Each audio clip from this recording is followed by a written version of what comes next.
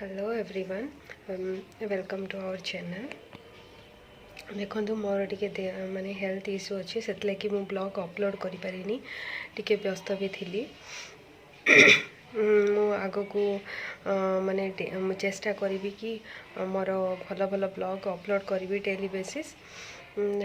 एबे तो आम रेडी हो गोटे रिसेप्शन पार्टी अटेंड करने बाध्य जावाई। मोर हेल्थ इश्यू अच्छी तथापि आमर माने आमे बाध्य जावाई सेठिकी, कारण वरुण को तांके बहुत क्लोज फ्रेंड। आ मुझे दुईटा ब्लॉग को मर्ज करके अपलोड करी भाभी पार्ची जे आपण मानक भल लगे निहाती मोर blog.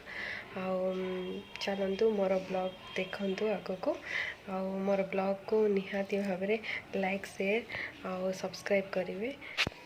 Hello everyone, welcome to our channel Varun and Priya's Odia blog. आज वरुण को सांगर मैरेज अच्छी, तो आमे माने बाहरी छु भोजी खाइबापी। तांकर रिसेप्शन पार्टी आज अच्छी, तो आज आमे जीवु तांकर रिसेप्शन पार्टी को। देखो मोर ड्रेस लुक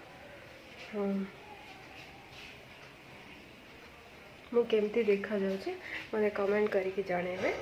आमे तो रेडी हो जाइछु एबे। वरुण कॉल करथिले कोन 2टा रे आसीबे। बेंगलटा आपण मन को केमती लागुची बेंगल देखंतु। देखंतु मालक हाउ आई एम लुकिंग। देखंतु मु दुपट्टा पके की भी मत तो भल लगे। आपण मानू मोर माने लुकटा देखो केमती लगे, आपण मैंने मत कमेंट कर जन। ठीक अच्छे देखु मु माने देखु देखु मो ड्रेस रो लुक जोटा कि माने एथरे कट नाई अम्ब्रेला टाइप रो अच्छी, घेरा भी अच्छी। तो पार्टी वेयर पे it's looking good. Bye bye.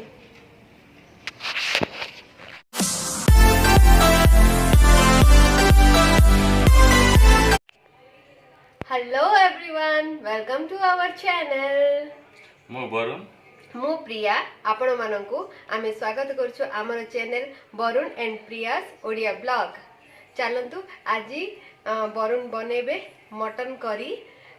तो देखिबा तांगे केमती बनाउछनी मटन करी। आज तांको हातर मटन करी खाइबा।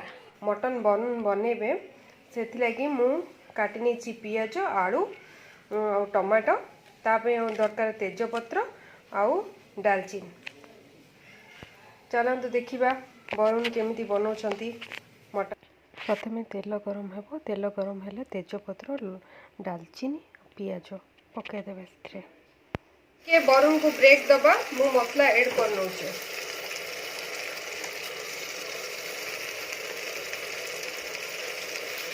आमे लंका गुंड को ऐड करनबा, हळदी गुंड को ऐड कर नीचे। एथरो मसला तेल छाड़ दीची, तो एथरो आमे एथिरे mutton add.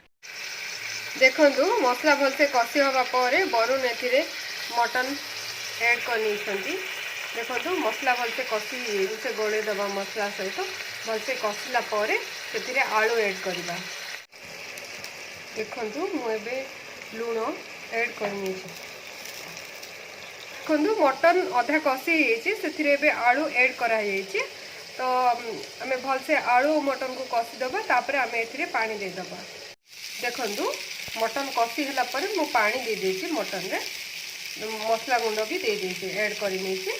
Sir cooker lead दे दबा, तापर 2टा हुइसेल दे देकी ताको काट दबा, कारण एटा खासी मांसटा तो जल्दी हे जिवो। तो 2टा हुइसेल रे आ काट दबा। मु लास्ट पीक आपन को ऐड कर देबी, आपन देखि देबा। देखंतु मटन करी वर्तमान रेडी हे जेछि। तो आपन चकुली, भात, रोटी जा सहित भी मटन करी को एन्जॉय करि परिबे। आउ आपण घरे एमती मटन करी बनातु, आउ मते कमेंट करी जणातु कि आपण को मटन करी केमिति लागिला। निश्चय जणेबे। Thank you, love you.